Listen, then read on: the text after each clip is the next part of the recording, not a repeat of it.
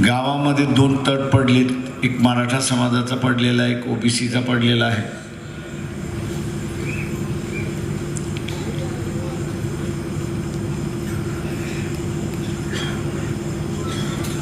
याला आता फायदा घेण्याचं चालेल, दंगली घडवायचं चालेल, पण मी सर्वांना सांगतो की तुमच्या दंगलीने हा प्रश्न सुटणार नाही। कारण आरक्षण देणं हे शासनाचं आहे, दिलेलं आरक्षण बरोबर आहे की चूक आहे ते असताना कोर्टाला बघण्याचा अधिकार आहे। आणि म्हणून आपण या भानगडीत पडू नये असं माझं स्वतःचं म्हणणं आहे। अनेक जण येतील दंगल करायला किंवा दंगल करा म्हणून सांगायला, काहीतरी भानगड करा म्हणून सांगायला।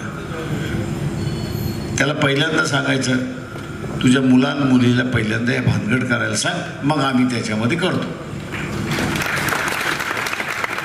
मी आपण म्हणतो नाही का, शिवाजी शेजारच्या घरामध्ये झाला पाहिजे, ते त्याला म्हटलं पाहिजे नाही, शिवाजी शेजारच्या घरामध्ये नाही, शिवाजी पहिल्यांदा तुझ्या घरामध्ये जन्माला आला पाहिजे आणि मग आम्ही असताना त्या ठिकाणी।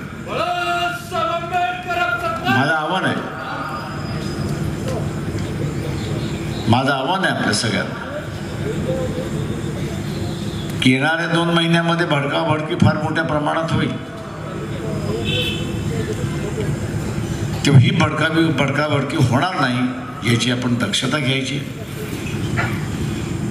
आणि 7 तारखेला औरंगाबादला मोठ्या संख्येने जमून आपण ही यात्रा यशस्वी झाली असं दाखवून द्या, हे आवाहन करतो आणि आपली रजा घेतो। जय भीम, जय भारत।